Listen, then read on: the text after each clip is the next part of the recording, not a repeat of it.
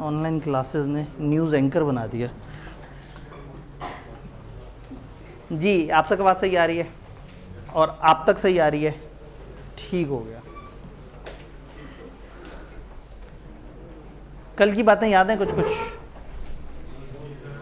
नहीं सर कल आए नहीं थे, सर कल कुछ और लोग आए हुए थे। कितनी देर पढ़ना है डेली? 50 मिनट्स। 50 मिनट से ज़्यादा नहीं पढ़ना या कम नहीं पढ़ना? ज़्यादा नहीं पढ़ना, ज़्यादा से ज़्यादा 50 मिनट्स है। 50 के अंदर हाँ, अगर आप किसी दिन फ्री हो जाएं जल्दी तो उतना टाइम में लिखने वाला काम कर लें, और जितना भी लिखने वाला गैप है वो वीकेंड पे ले जाएं, ताकि आपका हर दिन परेशान ना हो और आपको अपनी अकाउंटिंग्स वगैरह के लिए टाइम मिल जाए। क्योंकि स्टूडेंट की जो अवलीन मोहब्बत होती है वो अकाउंटिंग होती है। हालांकि फेलियर थ्योरी में ज़रा ज़्यादा होता है, लेकिन बहरहाल मैं उतना तकलीफ़ ना दूं जिसके बाद आप जो है वो अकाउंटिंग ना पढ़ सकें। वीकली कोई से 3 काम क्या करने हैं?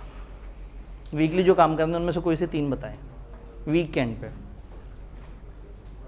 फिल्म, दोस्तों के साथ दही बल्ले। जी कल आप आए थे, तो वीकेंड पे हमने क्या करना है? जो चैप्टर पढ़ा होगा उसको लिखना है, जो जो गैप रह गया होगा उन 50-50 मिनट में जो हम नहीं लिख सके होंगे वो लिखना है। Number 1 good. थोड़ा सा और कोशिश करें। टेस्ट तैयार करना है जो मंडे के ऊपर आ रहा होगा वीकेंड के फ़ौरन बाद, और साथ वाले भाई से आप मदद ले सकते हैं। साथ वाले भाई को बड़ी मायूसी से देखा, इनकी आंखों में चमक है, ये कुछ बताना चाहते हैं। जी नहीं सर वो शीशे पे रिफ्लेक्शन आ रहा था लाइट का। मैं जी जो पढ़ा हुआ है उसे याद करते हैं अगेन, क्योंकि लॉ है ना, लॉ में रटा मारना पड़ता है। ठीक, आप अपने अल्फाज में लिख सकते हैं अगर आपकी बड़ी अच्छी लॉजिक और आप खुद से लिख सकते हैं, बट चूंकि खुश चीज़ है तो लॉ में आपको क्रैम करना पड़ता है, बट क्रैम करना है अपने लिखे हुए में से। तो वीकेंड पे आपने रजिस्टर पे लिखा, अपने लिखे हुए से याद किया। मज़े की बात है लिखते हुए आपको महसूस हो जाएगा आधा याद हो गया, आपने उसे क्रैम किया। और देन तीसरी चीज़ आपने टेस्ट दिया। टेस्ट से अगले दिन मैं उस टेस्ट के ऊपर हमेशा डिस्कशन कर रहा हूँ इंशाल्लाह कि इस टेस्ट में ये वाला सवाल ऐसे इस तरह का था, इसको ऐसे करना है। और पहले टेस्ट के फ़ौरन बाद मैं आपको क्या बता रहा हूँ? मेथड उसको लिखने का, कि उसको सॉल्व कैसे करना था, आई कैप में कितनी तरह के सवाल आते हैं, हर सवाल को सॉल्व करने का क्या तरीका है, क्या अप्रोच होगी, और फिर जो टेस्ट होगा उसको उसके साथ रिलेट करेंगे। ओए ये क्या हुआ, ये हजरात जो है वो कुर्सियाँ ख़त्म कैसे हो सकती हैं? ये आगे शायद बहुत ज़्यादा खुला एरिया तो नहीं कर दिया इन्होंने? एडमिशन कल हमने इनसे पता करवाया था, लेकिन इन्होंने हमें कोई ख़तरनाक बात तो नहीं बताई थी। या बच्चे शायद अभी आए हैं, लेकिन वो कहेंगे हम तो रजिस्टर हैं, इनमें से कुछ बच्चे भी आए हैं, पता नहीं वो कौन से बच्चे हैं। बाहर इंतज़ामिया का कोई बंदा उसे ज़रा अलर्ट कर दें, उनसे कहेंगे जी वो अंदर बच्चे हैं, उनके पास जगह नहीं है, कुछ यहाँ जगह है। थोड़ा सा मेरे ख्याल में शायद ये चीज़ें आगे हों तो शायद, लेकिन गली भी इतनी खुली नहीं है। हाँ मतलब मेरे ख्याल में ये थोड़ा सा आगे गैप ज़्यादा है, ये आगे वालों की लेग स्पेस थोड़ी सी, आप आगे करेंगे तो नज़र नहीं आएगा। ये भी सही है। ये भाई साहब पीछे हो नहीं सकते हैं, इसके पीछे पूरा इन्होंने, चलें वो गए हैं, ज़रा कुछ पता कर दें। मैंने तो अभी नोट किया, ये तो जो पहले आ जाता है उसको कुर्सी मिल जाती है, और जो बाद में आता है उसको कुर्सी नहीं मिलती। आप MFA की क्लास से तो नहीं आए आप लोग? आप लोग कहाँ थे? ये इन लोगों ने पहले कैसे कुर्सियाँ मल ली आप लोगों की? ठीक है देखें, टाइम से आके आपने कुर्सी मलनी है, ताकि जो है ना ये मसला अगर हो तो कम से कम आपके साथ ना हो, उनके साथ हो जो लेट आया है। तो चलें अभी वो ज़रा कुर्सी का हो जाता है। मीनवाइल हम आगे नहीं पढ़ते, थोड़ी सी पिछले दिन की डिस्कशन रिकैप कर लेते हैं। तो ये भाई ने बिल्कुल सही कहा कि अगले दिन मैं आपको बता रहा हूँगा, पहले टेस्ट के अगले दिन मैं बता रहा हूँगा कि क्या है और कैसे। जी क्या कहा इंतज़ामिया वालों ने? वो कर रहे हैं। चलें अल्लाह करे कि वो जल्द से जल्द कुछ करने में कामयाब हो सके। मुझे लग रहा है कि इन्होंने एडमिशन ऊपर के कमरे वाले कर दिए हैं, और घबरा के क्लास, चूँकि ये पहले ऊपर प्लान थी ये क्लास, फिर बीच में कॉस्ट अकाउंटिंग अचानक से आ गई, और न्यूमेरिकल आपको पता है फिर जो है वो अवलीन तरजीह होती है। और ज़ाहिर है हम एम्प्लॉई टीचर, विजिटिंग टीचर हैं, तो तो हमें तो जो जगह मिल जाएगी हम उस पर सब्र शुक्र कर लेंगे, लेकिन बच्चों के साथ तो गलत नहीं होना चाहिए ना। वो मेरे ख्याल में शायद मसला कुछ और है, शायद कुर्सियों को इन्होंने मिसजज किया है, या कुछ बच्चे अनएनरोल्ड हैं। तो अगर कुछ अनएनरोल्ड हैं, कम से कम जाके अपने आप को एनरोल ज़रूर करवा लें, ताकि उन्हें पता लग जाए कि क्लास में एडमिशन चल भी रही है या नहीं चल रहा है। क्योंकि इन्होंने एक आध दिन बाद बाहर नाका लगा देना है, और फिर वो बाहर से एक एक बच्चे को चेक करके अंदर वो कर रहे होते हैं, क्योंकि जाहिर है वो बच्चे तकलीफ़ में ना आए जो कि पेड एडमिशन हैं। दूसरा, एक दफ़ा ज़रा कुर्सियों की भी रिकन्सिलेशन हो जाएगी। मुझे लग रहा है कि एक पूरी लेन गायब है। हाँ, क्या आप लोग थोड़ी थोड़ी सी आगे कर सकते हैं कि इससे मार्जिन निकलेगा कुछ? देखिए अगर थोड़ा सा चलें, वो दूर वालों के तो ठीक है। अब 15 मिनट से ज़्यादा जो लेट बच्चा आएगा वो फिर अगर तंग होता है तो ठीक है जी। एक मसला ख़त्म। अब दूसरा मसला माइक का। अब ये आवाज़ क्लियर है क्या? इसमें से आवाज़ आ भी रही है? इसमें से आवाज़ आ रही है? इसमें से आवाज़ आ रही है? सिर्फ शोर ही आ रहा है? आवाज़ मुझे अपने गले के साथ ही खिलवाड़ करना पड़ेगा। खैर है, आग लगा देंगे जी। आवाज़ क्लियर है? पीछे आवाज़ क्लियर है। तो पहला टेस्ट देने के बाद, टेस्ट में टक्करें मारने के बाद, फिर मैं आपको बताऊंगा कि आपने टक्कर कैसे मारनी थी। तो हो सकता है आपने इत्तफाकन बिल्कुल सही टक्कर मारी हो, आपने बिल्कुल सही तरीके से उसको अटेम्प्ट किया हो, और हो सकता है कि मेरे से सुन के थोड़ा सा आपका तरीका इंप्रूव हो जाए। तो पहला टेस्ट मैं आपको बगैर गाइडेंस के आपके सामने टेस्ट रख दूंगा, और फिर नेक्स्ट ट्यूसडे वाले दिन जो है मैं इस पर डिस्कस करूंगा। कभी भी किसी भी दिन आप अगर भूल जाएं कि आईकैप के सवाल कैसे सॉल्व करने हैं या आईकैप में किस तरह के सवाल आते हैं, तो आपने जहन में रखना है कि क्लासेस स्टार्ट होने से वेरी नेक्स्ट ट्यूसडे जो था,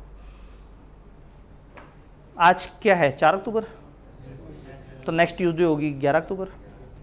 तो 11 अक्टूबर को जहन में रखना है। तो उस दिन की वीडियो रिकॉर्डिंग आपने जाके फिर एक्सेस कर लेनी है। अगर आपको किसी भी वक्त भूल जाए कि हमने सवाल कैसे सॉल्व करने हैं, तो हम उस दिन बड़ी थॉरो डिस्कशन करेंगे कि आपने डिफरेंट तरह के सवाल किस तरह से करने हैं।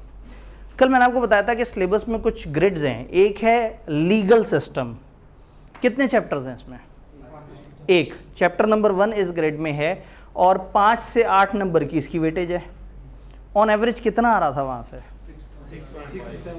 6.5। यानी हमने देखा कि 6 नंबर 7 नंबर ये 2 अटेम्प्ट्स में इस तरह के सवाल आए। फिर कॉन्ट्रैक्ट एक्ट को हमने 2 हिस्सों में डिवाइड किया था। एक बड़ा लॉ जिसको 2 हिस्सों में डिवाइड किया। जो इसका बेसिक्स पोर्शन है उसमें कौन कौन से चैप्टर थे?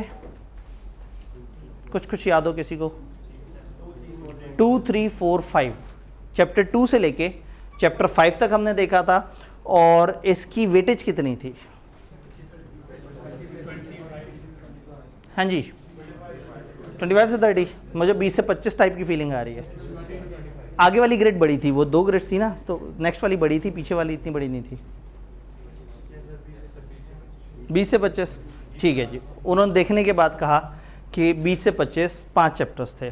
फिर उस 4 चैप्टर्स, उसके बाद चैप्टर 6 से लेके 10 तक की एक ग्रेड, ये भी कॉन्ट्रैक्ट एक्ट है। 20 से 30, 25 से 30। देन हमारे पास एक लास्ट ग्रेड आती है जिसमें बाकी सब कुछ उठा के डाल दिया। चैप्टर नंबर 11 से लेके चैप्टर नंबर 18। मैंने आपको बताया हमारे सिलेबस में एक है पाकिस्तान का कॉन्स्टिट्यूशन, वो है चैप्टर 1 में। फिर है कॉन्ट्रैक्ट एक्ट जो चैप्टर 2 से लेके 9 तक जाता है, और उसमें 2 ग्रेड्स कवर होती हैं। सिंपली स्पीकिंग आधा सिलेबस कॉन्ट्रैक्ट एक्ट है और आधा सिलेबस बाकी सारे लॉज हैं, इंक्लूडिंग लीगल सिस्टम। पहला लीगल सिस्टम चैप्टर 2 से लेके चैप्टर 10 तक कॉन्ट्रैक्ट एक्ट हो गया। फिर उसके बाद 3 चैप्टर्स हैं पार्टनरशिप के, 11, 12 और 13, ये एक लॉ हो गया। फिर 2 चैप्टर्स हैं नेगोशिएबल इंस्ट्रूमेंट्स के, जिसमें चेक और नेगोशिएबल इंस्ट्रूमेंट आता है, ये 2 चैप्टर हो गए। फिर 3 चैप्टर्स में 6 लॉज हैं। जो आखिरी 3 है ना, 16, 17, 18, इसमें 2-2 सफ़े के लॉ का इंट्रोडक्शन उन्होंने दिया है। ये बड़ी जल्दी हो जाते हैं और इसमें से रीज़नेबल मार्क्स भी आपको पेपर में मिल जाते हैं। तो ये हमारी एक ओवरऑल ग्रेड थी जो हम लोगों ने इसके ऊपर डिस्कशन की थी। बी लॉ के मसले क्या हैं? रिटेंशन एक मसला है, और इसको बहुत ज़्यादा इजी ले लेते हैं, और सेलेक्टिव स्टडी करते हैं लोग, शॉर्टकट्स अप्रोच यूज़ करते हैं, और डेली का डेली नहीं पढ़ रहे होते, पाइल अप कर रहे होते हैं लेक्चर्स को, और बस क्वेश्चंस जो वो पूछता है उसको समझ नहीं पा रहे होते, उसके मुताबिक उसे आंसर नहीं कर पा रहे होते। और जो असल विलन है वो है पीआरसी, जिसके बाद आपने थ्योरी और न्यूमेरिकल सब्जेक्ट्स में एक डिस्टिंक्शन कर ली होती है कि न्यूमेरिकल पढ़ना होता है और थ्योरी नहीं पढ़नी होती। और ऊपर से फिर पीआरसी के पेपर पास भी आसानी से हो जाते हैं। आपको सुन के दुख लगेगा, हालांकि आप कहेंगे सर हमने तो बड़ी मेहनत की है, लेकिन आपने जो की है वो मेहनत नहीं थी। आपने मेहनत का लफ्ज़ अभी सुना ही नहीं है, महसूस ही नहीं किया। अब आप कैफ में आए हैं तो यहाँ पे आपको पता लगेगा कि एफ़र्ट किसे कहते हैं। तो जितना वहाँ उन 2 पेपरों पे एफ़र्ट की थी, इतनी यहाँ हर पेपर पे एफ़र्ट है। कोई कन्फ्यूजन, कोई परेशानी जो गुज़िश्ता लेक्चर, अप्रोच, सिस्टम, थीम से रिलेटेड हो वो मुझे बताएं। नहीं है तो हम आगे चलें। मैं थोड़ा सा टाइम गुजारूँ, ऐसा ना होगा मैं ज़्यादा पढ़ा दूँ आपको। मासूम से बच्चे, भोले भाले से जी, कोई कन्फ्यूजन? सब क्लियर है? कहानी शुरू करें? कहानी शुरू करनी पड़ेगी। हम पढ़ेंगे contract act.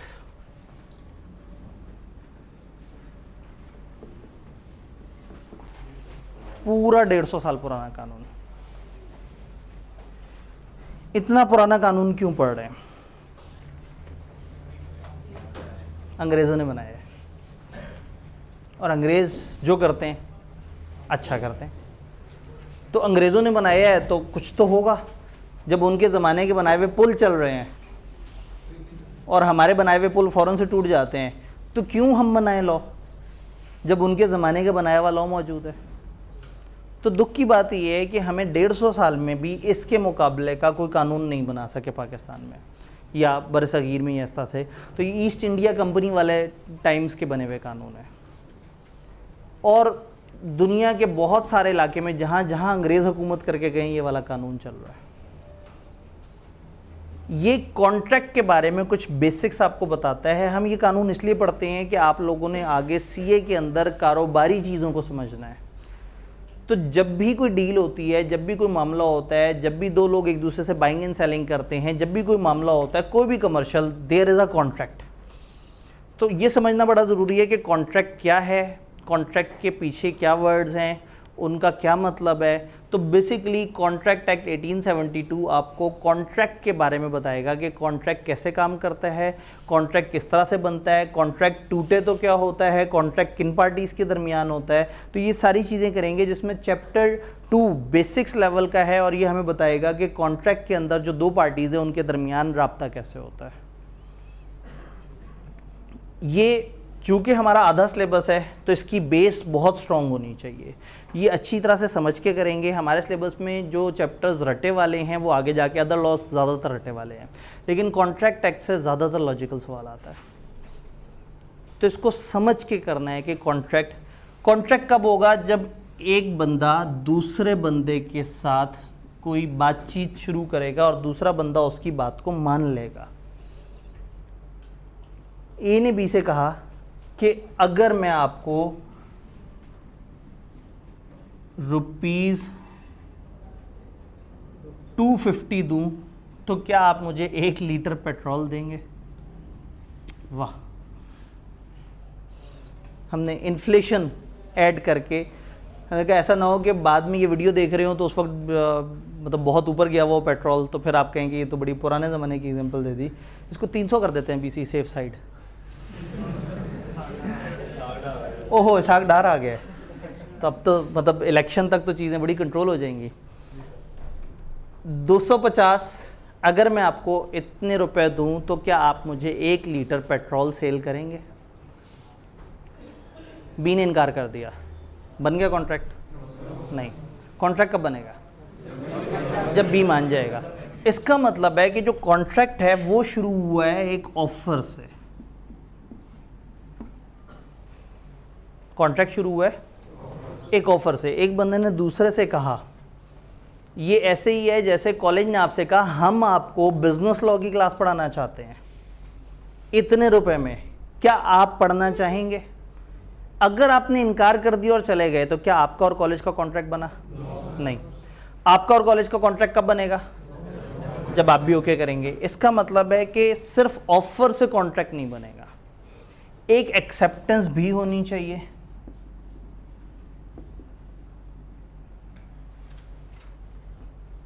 Chapter 2 is all about offer और एक्सेप्टेंस, यानी कि ये हमें ऑफर, एक्सेप्टेंस और उनको तोड़ने के बारे में बताएगा कि ये जो कॉन्ट्रैक्ट स्टार्ट होता है ये किस तरह से होता है।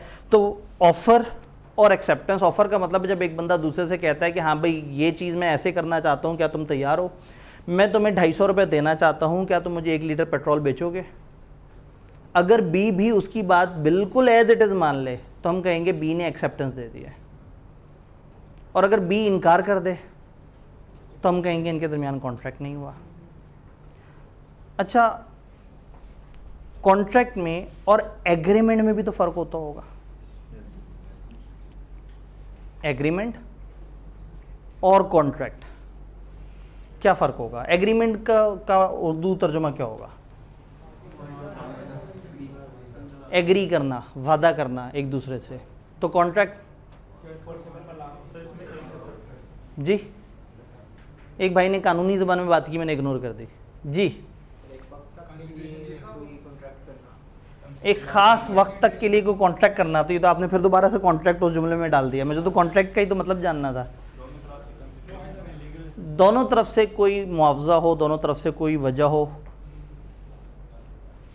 सवाल ये है कि एग्रीमेंट का तर्जुमा हो गया वादा, तो फिर कॉन्ट्रैक्ट का मतलब मुआहदा, एक ख़ास किस्म का वादा।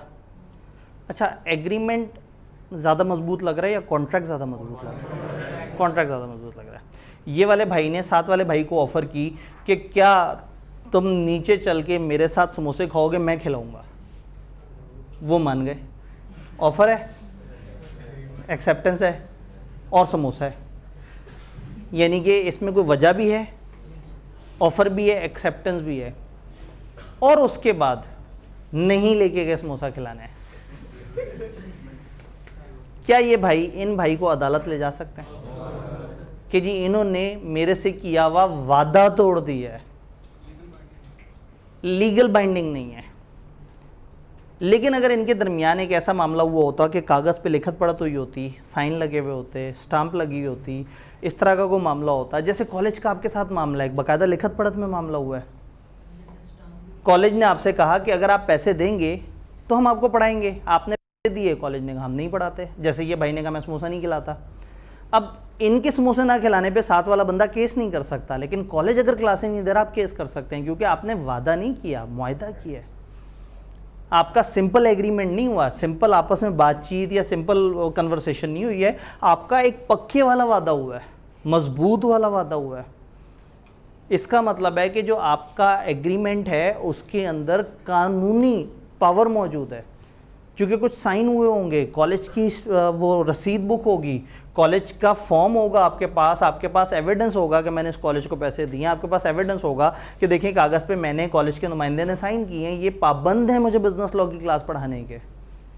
अब अगर ये खिलाफ वर्जी करेंगे तो आप इनको अदालत में ले जा सकते हैं।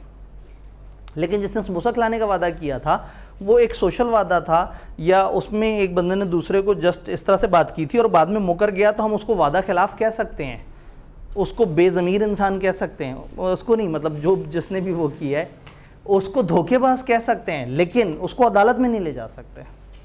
तो यहाँ पे कंपनियों में ऐसा नहीं होता कि एक कंपनी दूसरे के साथ एग्रीमेंट करे और दूसरी एग्रीमेंट से मुकर जाए तो ये आगे कहे कि मैं तुम्हें ख्वाबों में आगे डराऊंगी, तुमने मेरे साथ क्या किया है, तुम्हें जो है वो तुम नर्क में जलोगे। बिजनेसेस इस तरह से नहीं होते कि एक दूसरे को ताने दें, एक दूसरे को बुरा भला कहें, वो कहते हैं अच्छा तुमने ऐसा किया, आओ अदालत में मुलाकात होती है। कानून प्रोटेक्शन देता है लोगों के दरमियान के मामले को, अगर वो उसको एग्रीमेंट से एक दर्जा आगे ले जाएं। तो मैं यहाँ लिख सकता हूँ कि एग्रीमेंट, यहाँ लिख देते हैं, वो वाली साइड तो ब्लॉक है। एग्रीमेंट में अगर मैं लीगल बाइंडिंग ऐड कर दूं, लीगल बाइंडिंग, तो ये क्या बन जाएगा? कॉन्ट्रैक्ट। उर्दू में भी लिखें, अल्लाह खैर करे, आपको नज़र आएगा कि जिसकी इंग्लिश में राइटिंग गंदी होती है उसकी उर्दू में भी गंदी राइटिंग होती है। वादा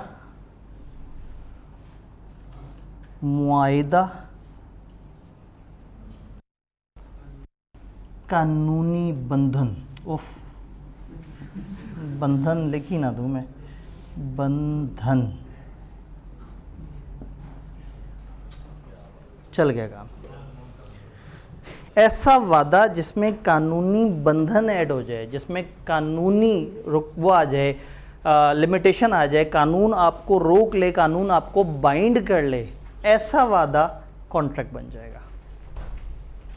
तो इसका मतलब ये हुआ कि किसी चीज़ को कॉन्ट्रैक्ट कहने के लिए एक वादा होना चाहिए, और वादे के लिए कम से कम 2 लोग होने चाहिए। इसने कहा अगर मैं तुम्हें 250 दूं तो क्या 1 लीटर पेट्रोल दोगे? उसने कहा हाँ मैं ऐसा करूंगा। इनके दरमियान एक वादा हो गया। और वो वादा किस चीज़ का? कमर्शियल चीज़ का। ये कमर्शियल चीज़ है, ये कमर्शियल चीज़ है। एक बंदे को 250 रुपये मिल रहे हैं, एक बंदे को 1 लीटर पेट्रोल मिल रहा है। ऐसा वादा जिसमें दोनों एक दूसरे के साथ कोई कमर्शियल कमोडिटी को डील कर रहे हैं। एक और वादा भी होता है जो दोस्त दूसरे दोस्त के साथ करता है, यार खेलने चलेंगे इकट्ठा, वादा, हाँ वादा। अब खेलने चलेंगे कि इकट्ठे में कोई कमर्शियल चीज़ नहीं है। तो मैं अब एग्रीमेंट से नीचे का भी एक लफ्ज़ इंट्रोड्यूस कराने लगा हूँ, प्रॉमिस। प्रॉमिस, प्रॉमिस का मतलब वादा, एग्रीमेंट का मतलब वादा, कॉन्ट्रैक्ट का मतलब वादा। इतने सारे वादे। प्रॉमिस सादा वादा, एग्रीमेंट कारोबारी वादा, कॉन्ट्रैक्ट वो कारोबारी वादा जिसमें लीगल बाइंडिंग ऐड हो जाए। तो जो दोस्तों ने एक दूसरे के साथ सोशल वो किया कि ठीक है यार खेलने इकट्ठे होंगे, ऐसा करेंगे वैसा करेंगे, वो बन गया प्रॉमिस। अगर इस प्रॉमिस में ऐड हो जाए कोई कमर्शियल वजह, इसको हम कहते हैं कंसिडरेशन। इसके ऊपर हम इससे नेक्स्ट चैप्टर में जाके पढ़ेंगे। कंसिडरेशन, ए क्यों 250 रुपये देने पे तैयार हुआ है, उसको 1 लीटर पेट्रोल मिल रहा है, और बी क्यों 1 लीटर पेट्रोल देने पे तैयार हुआ है, उसको पैसे मिल रहे हैं। इसका मतलब है कि ये उन पैसों की वजह से कॉन्ट्रैक्ट कर रहा है और ये उस पेट्रोल की वजह से। आपने कॉलेज को क्यों पैसे दिए? आपको क्लास पढ़ाई थी, कॉलेज ने आपको क्लासें क्यों पढ़ाई? उसको पैसे चाहिए थे। तो चेक करें आपका कितना मुकद्दस कॉन्ट्रैक्ट है। आप तालीम ले रहे हैं और कॉलेज पैसे ले रहा है। तभी तो नहीं फेसबुक पे कंपेन चल पड़ती कमर्शियल कॉलेजेस और फलाना फलाना, क्योंकि देखने में ही नज़र आ रहा होता है कि कॉलेज पैसे ले रहा है और आप एक बहुत ही मुकद्दस चीज़ ले रहे हैं, तालीम। हम फंस जाते हैं बीच में, एक विंग पैसे वाला और एक तालीम वाला, एक तरफ से तालीम दे रहे हैं, एक तरफ से पैसे ले रहे हैं। तो कहने का मतलब ये है कि अगर तो एक दोस्त ने दूसरे दोस्त से कहा यार इकट्ठे तुम आ जाया करना, हम इकट्ठे बैठेंगे मिल के पढ़ा करेंगे, दूसरा मान गया, तो ये सादा प्रॉमिस हुआ है। इसमें एक ऑफर थी, एक एक्सेप्टेंस थी, और इनके दरमियान एक वादा कि कमर्शियल वादा नहीं है, एक ऐसा वादा हुआ है जिसमें कोई रुपए पैसे कोई कारोबारी चीज़ नहीं है। अगर इन्होंने वादा किया होता, जैसे समोसा थोड़ा सा एक कमर्शियल चीज़ है, ठीक है, या उसने कहा कि अगर तुम मुझे 5 रुपये दोगे तो मैं तुम्हें समोसा दूंगा। अब चाहे समोसा 25 रुपये को मार्केट में, ये एक अलग बात है कि कोई अमाउंट कम रखे ज़्यादा रखे, लेकिन अगर अमाउंट्स इन्वॉल्व हैं, पैसे इन्वॉल्व हैं, कोई चीज़ इन्वॉल्व है, तो हम कहेंगे कि इनके दरमियान सादा प्रॉमिस नहीं है, एग्रीमेंट है। तो इसका मतलब है प्रॉमिस में अगर हम कंसिडरेशन ऐड कर दें, कंसिडरेशन वजह को कहते हैं, कमर्शियल वजह को कहते हैं, तो प्रॉमिस में कंसिडरेशन ऐड कर दें तो एग्रीमेंट बन जाएगा। एग्रीमेंट में लीगल बाइंडिंग ऐड कर दें। अब कोई सियाना बच्चा मुझे बताएगा कि प्रॉमिस में कौन से 2 वर्ड्स को मैं जोड़ूं? Offer plus acceptance. तो हमारी तो इक्वेशन मज़ेदार बनती जा रही है। Offer plus acceptance is equal to promise, promise plus consideration is equal to agreement, और एग्रीमेंट में कुछ ऐड करूं लीगल बाइंडिंग, तो वो बन जाएगा कॉन्ट्रैक्ट। तो ऑफर और एक्सेप्टेंस से कहानी शुरू हो रही है। 3 वर्ड्स हैं जो अननोन है, ऑफर, एक्सेप्टेंस और कंसिडरेशन। इनकी डेफिनेशन अभी हमने नहीं देखी, लेकिन अब आपसे कोई प्रॉमिस की डेफिनेशन पूछे, आप कहें ऑफर और एक्सेप्टेंस को जोड़ दो, प्रॉमिस बन जाता है। आपसे पूछे एग्रीमेंट की कोई डेफिनेशन, आप कहें प्रॉमिस और कंसिडरेशन को जोड़ दो, एग्रीमेंट बन जाता है। कोई पूछे कॉन्ट्रैक्ट कैसे कहेंगे, वो एग्रीमेंट जिसमें लीगल बाइंडिंग होगी वो कॉन्ट्रैक्ट बन जाएगा। लेकिन अभी तक हमने वर्ड ऑफर की डेफिनेशन नहीं देखी, एक्सेप्टेंस की डेफिनेशन देखी जो हमारे बिल्डिंग ब्लॉक्स हैं, और तीसरा क्या वर्ड है, कंसिडरेशन। कंसिडरेशन को हम अगले चैप्टर में देख रहे होंगे इंशाल्लाह। इस चैप्टर में हम ऑफर और एक्सेप्टेंस को डिफाइन कर रहे होंगे। यहां तक जितनी बात हुई है मुझे बताइए कोई कंफ्यूजन? लीगल बाइंडिंग पे थोड़ी सी बात कर लेते हैं। दो बंदों के दरमियान अगर एक मुआहदा हो रहा है तो कानूनी तौर पे कब उसमें वो लीगल बाइंडिंग ऐड होगी? मतलब मैं कहता हूँ लीगल बाइंडिंग ऐड है, इसका मतलब क्या है? इसका मतलब है कि मुआहदा तोड़ने की सूरत में आप अदालत जा सकते हैं। अगर दूसरा बंदा आपकी बात नहीं सुन रहा तो आप अदालत को जाके इसको एनफोर्स करा सकते हैं। आप कह सकते हैं जी मेरा ये हक था, मेरा हक मुझे दिलवाया जाए। तो लीगल बाइंडिंग को हम कभी कभी कहते हैं कि ये एनफोर्सेबल बाय लॉ है। तो ऐसा एग्रीमेंट जो एनफोर्सेबल बाय लॉ हो, जिसको कानूनी तरीके से वाजिब कराया जा सके, अदालत को कहा जा सके कि भाई आप आए बीच में, आप हमारा मसला हल करवाएं, क्योंकि हमने ये देखें लिखत पढ़त की है, साइन की है और हमारे दरमियान मुआहदा हुआ है, प्रॉपर कॉन्ट्रैक्ट हुआ है।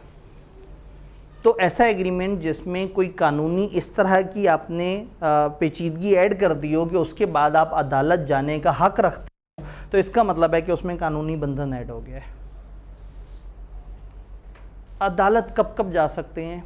अगर आपका राइटिंग में एग्रीमेंट हुआ है, साइन हुए हैं, या स्टाम्प पेपर पे एग्रीमेंट हुआ है, या गवाहों के दरमियान एग्रीमेंट हुआ और गवाह अदालत में जाके गवाही देने की तैयारी भी कर रहे हो या मतलब उस पर रेडी भी हो। तो इसका मतलब ये हुआ कि कमर्शियल दुनिया जब भी एक दूसरे से आपस में कोई भी डील करती है तो अगर तो हल्की फुल्की डील हो तो गवाहों की मौजूदगी में कर लेंगे, लेकिन ज़्यादातर वो क्या करेंगे, लिख के बात करेंगे, लिखत पढ़त में बात होगी। हाँ, एक टाइम आता है कि पार्टीज़ की आपस में इतनी अंडरस्टैंडिंग बन जाती है कि उनको लिखने की ज़रूरत नहीं पड़ती, ज़बानी भी हो सकते हैं कॉन्ट्रैक्ट, लेकिन ज़्यादातर कॉन्ट्रैक्ट लिखत पढ़त के थ्रू होते हैं। यहाँ तक जितनी हमने बातें की सब क्लियर है? एक चीज़ जान के आपको खुशी होगी, अदालत में जुर्म कैसे साबित होगा ये हमारे सिलेबस में नहीं है। मतलब ए ने बी से कहा था कि तुम 1 लीटर पेट्रोल दोगे, मैं तुम्हें 250 रुपये दूंगा, बी मान गया था, और बाद में मुकर गया, उसने कहा नहीं मैं तो 1 लीटर से छटाकी कम बोला था। अब वो मुकर गया है, आप मेरे से पूछेंगे सर क्या करें, मैं कहूँगा अदालत ले जाओ। आप कहेंगे सर अदालत में कैसे साबित करें, मैं कहूँगा हमारा मसला ही नहीं है। हमारा मसला है कि हम देखें कानून ने क्या कहा है। कानून ने कहा है कि जब एक बंदा एक दूसरे से एक बात करे तो अगर उसकी खिलाफ वर्जी करे तो उसके खिलाफ कहाँ चले जाओ, अदालत में। अब अदालत में गवाह कितने पेश करने होंगे, सबूत कितने चाहिए होंगे, कितनी पेशियां लगेंगी, कौन सी अदालत में जाएंगे, इस पे आपने कभी भी नहीं सोचना। क्योंकि होता ये है कि लोग आधा टाइम यही सोचते रहते हैं कि अच्छा ये अदालत में कैसे साबित हो, वो आपका इशू ही नहीं है, वो इशू इंटरप्रिटेशन वालों का है, वो इशू किसी और का है। हम लोग 100% वकील नहीं बन रहे, हम सिर्फ कानून को उतना समझ रहे हैं कि हमें पता हो कि कौन कौन सी जगह कौन सी खिलाफ वर्जी में अदालत जाया जा सकता है। बट अदालत में केस कैसे पुट होगा, अदालत का प्रोसेस कैसे चलेगा, ये हमारे सिलेबस में नहीं है और ना होना चाहिए। तो इसलिए किसी भी जगह पे आपने 2 चीज़ें एज्यूम करके रखनी है। नंबर 1 कि हम अगर अदालत में केस लेके जाएंगे तो अदालत उसका फैसला सही सुनाएगी। मुश्किल अजम्पशन है लेकिन ये लेनी पड़ेगी, क्योंकि हमारा अदालती सिस्टम थोड़ा सा स्लो काम करता है। नॉर्मली जो ज़मीनों के फ़ैसले हैं वो तो तीसरी नस्ल में जाके होते हैं। नॉर्मली दादा की ज़मीन का अगर झगड़ा चल रहा था तो पोते की जवानी शादी के बाद जाके वो वाला झगड़ा रिजॉल्व हो जाता है या अदालत से फ़ैसला आ जाता है। तो थोड़ा सा उनके पास लोड ज़्यादा है, उनके पास बंदे कम हैं, तो प्रोसेस उतना तेज़ नहीं है जितना होना चाहिए। लेकिन कहने का मतलब है कि आपने अदालत के बारे में नहीं सोचना कि वो क्या करेंगे, कितना टाइम लेंगे, वो सही होंगे गलत होंगे। हमने यहाँ से उठा के लिख देना है कि मामला अदालत में ले जाएंगे, बस उसके बाद ये मान लेना है कि अदालत उसका सही फैसला करेगी। नंबर 2 क्या चीज़ माननी है? मैंने आपसे कहा लीगल बाइंडिंग। किसी भी एग्रीमेंट को कानूनी बंधन ऐड करने के लिए लिखत पढ़ना चाहिए, स्टाम्प पेपर होना चाहिए, साइन होने चाहिए या गवाह होने चाहिए।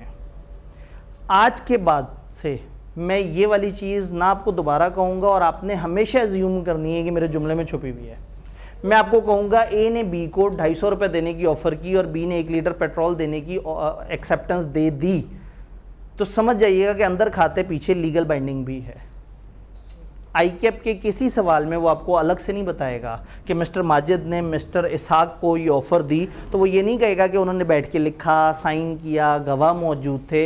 ये एक कॉमन अजम्पशन है जो थ्रू आउट कॉन्ट्रैक्ट एक्ट हमें लेनी होगी कि जब भी वो हमें किसी भी 2 पार्टीज़ के दरमियान की डीलिंग बता रहे हैं, वी मस्ट एज्यूम कि वो कॉन्ट्रैक्ट है, वी मस्ट एज्यूम कि उसमें लीगल बाइंडिंग है। चीज़ें क्लियर? अभी तक जो हमने नहीं देखा वो ऑफ़र है। ऑफ़र को थोड़ा सा होल्ड करते हैं, जितना अभी तक पढ़ा है थोड़ा सा उसे देखने की कोशिश करते हैं। मिस्टर कंप्यूटर, ऑफ़र अभी हमने नहीं पढ़ा। Promise, when the person to whom proposal is made, proposal offer का दूसरा नाम proposal, when the person to whom offer is made signifies, signifies का क्या मतलब होता है? कंफर्म करना। हिज एसेंट, अब ये एसेंट का क्या मतलब होता है? रजामंदी। जब वो शख्स जिसको ऑफर दी गई है सिग्निफाई कर देता है अपनी रजामंदी, ओके कर देता है उसे, the proposal is said to be accepted, ये कहा जाता है कि ऑफर हो गई है, accept. A proposal when accepted becomes a promise. Offer जब एक्सेप्ट हो जाए तो बन जाता है प्रॉमिस, यानी promise is equal to offer plus acceptance. Offer के लिए एक दूसरा वर्ड हमारे पास क्या है? प्रपोजल। तो जब एक बंदा दूसरे को प्रपोजल दे और दूसरा बंदा उसका वो प्रपोजल मान ले, इसने कहा ओके ठीक है, डन हो गया। ऑफर क्या थी? मैं तुम्हें 250 रुपये देने के लिए तैयार हूं अगर तुम मुझे 1 लीटर पेट्रोल दोगे। इसने कहा ठीक है, बिल्कुल, मुझे कोई मसला नहीं। इसका मतलब है इस बंदे ने सिग्निफाई कर दिया, कंफर्म कर दिया अपनी यस, अपनी रजामंदी। तो अगर उसकी ऑफर के बाद ये कहता नहीं तुम्हारी ऑफर अच्छी नहीं लगी, ख़त्म हो जाता मामला, कोई प्रॉमिस नहीं बना। प्रॉमिस कब बना? ऑफर एक्सेप्टेंस हो गया। कॉन्ट्रैक्ट एक्ट में ज़्यादातर ये वकीलों वाली बहस है और मज़ा आएगा। और चूंकि ये ज़रा पुराना कानून है तो एक टाइम आएगा कि हम ख़तों पे भी बात कर रहे होंगे कि अगर एक बंदे ने अपने मुल्क से ख़त भेज दिया हो, वो ख़त अगर 1.5 महीने बाद दूसरे मुल्क पहुंचा हो, दूसरे मुल्क से ख़त अगर पहले से रवाना हो गया हो, वो ख़त अभी ना पहुंचा हो, ये पहुंच गया हो, तो ये अभी भी पुरानी बातें हम कर रहे होंगे, बहुत ज़्यादा नहीं लेकिन थोड़ी बहुत हमें करनी होंगी। तो प्रॉमिस समझ आया? The person making the proposal is called promisor या ऑफरर। जिस बंदे ने ऑफर दी आप उसे ऑफरर कह सकते हैं। ये अगर किसी भी चीज़ के साथ OR या EE लगाएं तो सब्जेक्ट और ऑब्जेक्ट बन जाता है। इस चीज़ का आपको आइडिया है? एम्प्लॉयर, एम्प्लॉई, एम्प्लॉयर मतलब जो जॉब दे रहा है और एम्प्लॉई जो काम कर रहा है, यानी सब्जेक्ट और ऑब्जेक्ट, सब्जेक्ट के साथ OR। Mentor, mentee, trainer, trainee, और कोई इस तरह के वर्ड्स? हाँ जी, इतने काबिल हजरात एक जगह इकट्ठे हैं, इस तरह का। प्रोमिसर, प्रोमिजी,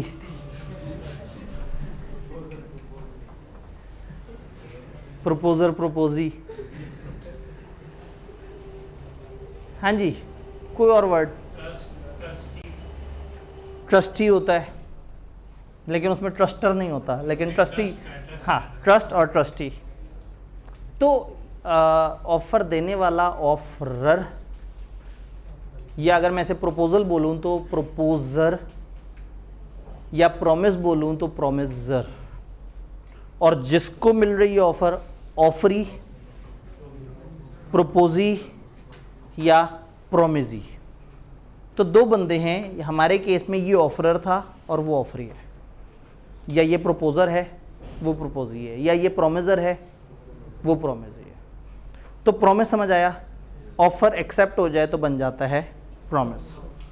अच्छा, एग्रीमेंट क्या है? Every promise and every set of promises forming consideration for each other an agreement. हर वादा और हर वो वादा जो एक दूसरे के लिए कंसिडरेशन है वो बन जाता है एग्रीमेंट। गौर से देखिए, सामने दो वादे हैं। ए ने क्या वादा किया है? मैं 250 रुपये देने का वादा करता हूँ अगर मुझे 1 लीटर पेट्रोल मिल गया। और जो बी ने ओके किया है, तो टेक्निकली बी ने भी एक वादा किया है। वो वादा क्या है? मैं 1 लीटर पेट्रोल दे दूंगा अगर तुमने मुझे 250 रुपये दे दिए। तो टेक्निकली इसका प्रॉमिस है 1 लीटर पेट्रोल देने का और इसका प्रॉमिस है 250 रुपये देने का। तो ये एक नहीं, 2 सेट ऑफ प्रोमिसेस है। उसका वादा, इसके लिए कंसिडरेशन, इसके लिए मुआवजा। ये कॉन्ट्रैक्ट में क्यों एंटर हुआ है? इसका मुआवजा क्या है? इसका वजह क्या है? 1 लीटर पेट्रोल मिल रहा है। और इसके लिए वजह क्या है? 250 रुपये।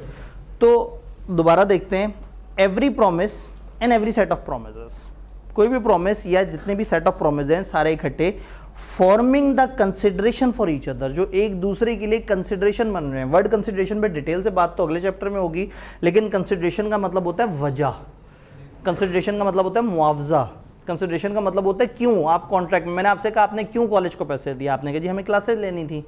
तो आपके लिए कॉन्ट्रैक्ट में एंटर होने की जो वजह या जो कंसिडरेशन है वो है क्लासें। और कॉलेज क्यों क्लासें पढ़ाई जा रहा है? पैसे। उनके लिए वजह क्या है?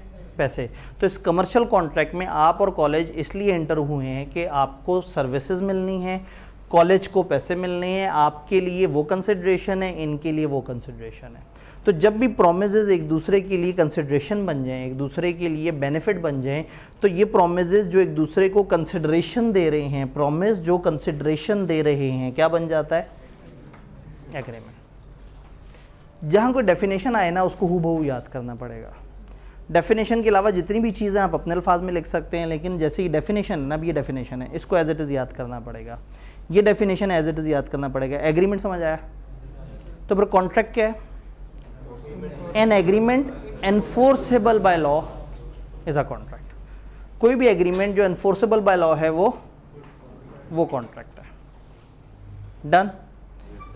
इसी चीज़ को अगर हम मैथमेटिकली देखने की कोशिश करें, जो अभी हमने थोड़े पहले किया भी है, प्रपोजल या offer plus acceptance is equal to promise, promise plus consideration agreement, agreement plus enforceability contract. तो ये कॉन्ट्रैक्ट तक हम लोगों ने सफ़र कर लिया। Parties to an agreement must be bound to perform their promises in case of default. Parties bound हैं कि अपना प्रॉमिस पूरा करें, और अगर उन्होंने डिफॉल्ट किया, ईदर ऑफ देम, उनमें से किसी ने भी अगर डिफॉल्ट किया, तो parties can go to court for its enforceabilities. Parties अदालत में, ठीक है, अब हम डिस्ट्रीब्यूट कर सकते हैं, पार्टीज अदालत में जा सकती हैं उसको एनफोर्स कराने के लिए। ठीक, मैंने आपको बताया था कि जब तक किताब नहीं आती, आईकेप की तरफ से ज़रा रिवाइज किताब नहीं आ जाती, तो तब तक आपको ये हैंडआउट्स मिलते रहेंगे, मेरी किताब के हैंडआउट्स, तो इसको हम कवर करते रहेंगे। पहले वीक में हमने यही एक चैप्टर कवर करना है, तो उसके हैंडआउट्स जो है वो आप लोगों से शेयर हो रहे हैं, उसी की हैंडआउट्स है ना, मज़ीद तो नहीं, बस ठीक है जी। पैगाम रेलेवेंट लोगों के नंबर्स हैं, ठीक है, ये बोर्ड पे लिखते हैं, सीला ऑडिट और तीला की नंबर। ठीक हो गया। व्हाट्सएप में ऐड करने के लिए या व्हाट्सएप में नंबर अपना चेंज करवाने के लिए आपने जिस नंबर पर रब्ता करना है, इसको थोड़ा साइड पे कर लेते हैं, पीछे खाई तो नहीं।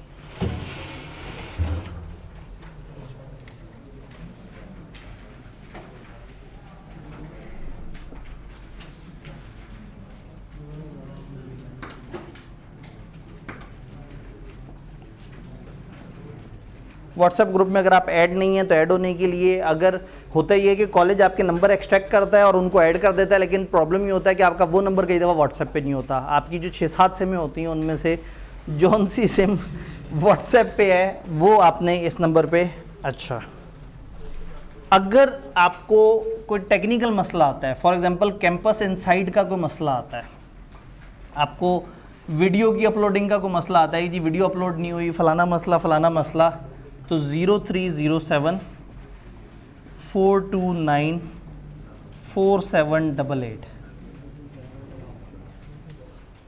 इस पे उन्हें कहना है कि सर जी खुदा का खौफ करें, हमारी वीडियो अभी तक नहीं आई। क्लास में तो हमने सुन लिया था, लेकिन घर आके एग्जांपल भूल गई थी, अब हमने वीडियो में जाके वो एग्जांपल देखनी है। तो आपको पता है कि ये एक्चुअल में फिज़िकल क्लास है और कॉलेज ने इजाज़त लेके इसकी ऑनलाइन अलग से भी सेलिंग की हुई है। तो जो फिज़िकल बच्चे हैं वो हर दिन फिज़िकल सामने हैं और मेरी अजम्पशन ये है कि आप सामने होंगे और आपके जो मसले होंगे आप मुझे बताएंगे। तो यहाँ ऐसा नहीं होगा कि आप घर जाके व्हाट्सएप पे मसले पूछें, क्योंकि आप तो हर दिन मुझे देख रहे हैं। मसला उन लोगों का जो कैमरे के पीछे हैं कि कराची से बैठा हुआ बच्चा सिर्फ क्लास की रिकॉर्डिंग ले रहा है पिछले दिन की, आप सबके सवालों से तो मुस्तफ़ीद होगा, लेकिन अगर उसका अपना कोई सवाल है या अपना कोई इशू है तो उन लोगों का व्हाट्सएप ओपन होगा जो ऑनलाइन वाले, क्योंकि फिजिकल वालों में अजम्पशन आप किसी वजह से नहीं आ सके, आपने घर बैठ के रिकॉर्डिंग देख ली, वो एक एक्स्ट्रा फीचर है जो कॉलेज ने आपको दिया है। बट मैं नहीं मानता कि आपको वो रिकॉर्डिंग देखनी चाहिए, आपको क्लास में आना चाहिए। जब आपने पैसे बड़ी प्रोडक्ट के खर्चे हैं तो फिर छोटी प्रोडक्ट पे सेटल क्यों? पता लगे आप कहें जी घर बैठ के बड़ा सुकून है और आराम से लेक्चर्स अटेंड हो जाते हैं, तो फिर अगर ऐसे करना था तो सस्ती प्रोडक्ट खरीदते, पैसे भरे मैकडोनल्ड के और अंडा शामी खाना शुरू कर दे। ठीक है, तो अब आप कोशिश करें कि डेली फिजिकल आए। मजबूरी हो, कोई फैमिली में अचानक से शादी आ गई, जाना बड़ा ज़रूरी था, मतलब वो डोली को कंधा देना बड़ा जो है ना ज़रूरी था और मतलब लाइफ टाइम एक अचीवमेंट थी वो, तो उसके लिए अगर 2-3 दिन ऑफ करने पड़ गए फॉर एग्जांपल और मजबूरन वीडियो पे शिफ्ट होना पड़ गया, तो फ़ौरन से अगले वीक वापस आ जाना है। क्योंकि आप लोगों को सवाल जवाब क्लास में मिलेंगे, मैं हर दिन आपके सामने होऊंगा। वो दूर बैठे जो लोग हैं वो क्लास में सवाल नहीं पूछ सकते, तो फिर वो पूछेंगे व्हाट्सएप पे। तो ऑनलाइन वालों का व्हाट्सएप ओपन मोड पे होगा और जो फिजिकल वालों का व्हाट्सएप है वो एडमिन ओनली होगा। हम आपको पैगामात, हैंडआउट, सारी काम की बातें भेजते रहेंगे। वहाँ एडमिन्स होंगे, उन एडमिन्स को आप जाके कोई ना कोई और बात कर सकते हैं कि देखिए जी ये मसला वो मसला। लेकिन फिजिकल क्लास वालों का व्हाट्सएप बंद होगा और ऑनलाइन वालों का व्हाट्सएप चल रहा होगा। क्योंकि फिजिकल क्लास में आई एक्सपेक्ट कि आप लोग यहाँ क्लास में आएँ, अगले दिन हर अगले दिन मैं आपको सवाल का मौका दूंगा। आज तो हमारा पहला लेक्चर है, नेक्स्ट डे शुरू में 10-15 मिनट तक पिछले दिन के जब तक आपके सवाल जवाब ख़त्म नहीं होंगे हम आगे नहीं जाएंगे इंशाल्लाह। तो आपके जितने भी सवाल होंगे, चाहे आप में से हर बंदे का एक सवाल है, चाहे मुझे 1 घंटे से सवालों के जवाब देने पड़े, कोई मसला नहीं, लेकिन आपने अपनी कन्फ्यूजन्स को फिजिकली आके रिजॉल्व करना है, ना कि व्हाट्सएप पे सोचेंगे जी अगर व्हाट्सएप जिंदा होता तो मैं वहाँ पे लिख देता और मेरे सवाल का जवाब मिल जाता। तो व्हाट्सएप की सर्विस उन्हें मिलेगी जो बिल्कुल दूर बैठे हुए हैं। और तो आप लोगों के लिए व्हाट्सएप है फॉर कम्युनिकेशन, क्योंकि आपने फिजिकल आने का वादा किया और मैं नहीं चाहता कि आप अपने वालिदैन के ज़्यादा खर्च किए हुए पैसों को ज़ाया करें। तो मेरी भी ख्वाहिश है कि आप लोग फिजिकल आएँ। हालांकि आप लोगों का ग्रुप ओपन करने से कोई बहुत ज़्यादा दिक्कत नहीं है, लेकिन ये जब हम ऑनलाइन वालों को जवाब दे रहे हैं तो आप लोगों मतलब आप लोग भी कौन से नए हैं या आप लोगों ने वहाँ कौन से डबल सवाल पूछ लेने हैं। प्रॉब्लम ये है कि फिर आपको इनकरेजमेंट मिलेगी कि अच्छा व्हाट्सएप पे सवाल पूछ लिया करूँगा, रज़ाई में से ऐसे मुंह निकाल के वीडियो देख लिया करूँगा। ठीक है, सर्दियाँ आ रही हैं, सर्दियों में वैसे ही लोगों का घर से निकलने का दिल नहीं कर रहा होता। वैसे भी दोपहर के वक्त की क्लास तो सर्दियों में तो कुछ भी नहीं कहती, इस वक्त तक तो आप सो के उठ ही चुके होते हैं। तो यहाँ पे व्हाट्सएप इसलिए हम आपकी क्लास को ओपन नहीं करेंगे, वो सिर्फ होगा हमारी तरफ से आपको इन्फॉर्मेशन देने के लिए। आपको कैंपस इनसाइड का मसला आ रहा है, ये आपने बात कर लिया। व्हाट्सएप में मालूमात के लिए ऐड होना है, आपने ये नंबर पर रब्ता कर लिया। ऑनलाइन वालों ने व्हाट्सएप में ऐड होना है सवालों के लिए, ये वाला नंबर। ये ऑनलाइन फिजिकल सब इसी नंबर पर रब्ता करेंगे ना व्हाट्सएप में। ठीक है, ये नंबर ग्रुप में ऑलरेडी ऐड भी हैं और एडमिन मार्क भी हुए हुए हैं। ठीक है, बस आपने इन नंबर्स को अपने पास खास तौर पे सेव कर लेना है और इनसे रब्ता कर लेना है। वीडियो हमारी हर दिन की कब तक अपलोड हो जाया करेगी? कोई रफ वो है कोई स्टेटमेंट हमारे पास? शाम तक, क्योंकि दोपहर बाद तो क्लास ख़त्म होगी और मतलब ये उसके बाद स्ट्रीम होती है, कन्वर्ट होती है, कंप्रेस होती है, तो ये शाम तक कॉलेज की कमिटमेंट है कि ये आ जाया करेगी। तो अगर किसी दिन आपकी क्लास मिस हो गई है तो आपने उसी दिन की रात में घर जाके मतलब घर में बैठे बैठे उसको देख लेना है। और ऑनलाइन वाले हज़रात तो वैसे ही उस पैटर्न पे चल पड़ते हैं, उन्हें तो पता होता है कि किस टाइम पे क्लास अपलोड हो रही है। तो कोशिश कीजिएगा कि आप इस क्लास को ऑनलाइन मत बनाएं। मैं आपको इतनी तकलीफ़ देने ही नहीं लगा कि आपको लगे कि क्लास छोड़ने से कोई बहुत ज़्यादा फ़ायदा आपको हो गया। क्लास लेने से भी कोई बहुत ज़्यादा वज़न ऐड नहीं होगा। तो कोशिश करें कि क्लास लें, अपने सवालों को साथ साथ आंसर करवाएं। यहाँ तक हमारी बात समझ आई। पार्टीज़ बाउंड हैं अपने प्रोमिसेस को परफॉर्म करने के लिए, और अगर डिफ़ॉल्ट करेगा उनमें से कोई भी, parties can go to court for enforcement. तो लीगल बाइंडिंग अगर आपसे को पूछे क्या होता है तो आप कहेंगे लीगल बाइंडिंग का मतलब है पार्टीज कानूनी तौर पे मजबूर हैं और अगर किसी के साथ कुछ बुरा हुआ तो वो अदालत जाके अपने आप को हक दिलवा सकता है या दूसरे बंदे को मजबूर कर सकता है कि तुमने मुझे 1 लीटर पेट्रोल देना था, अब दो 1 लीटर पेट्रोल।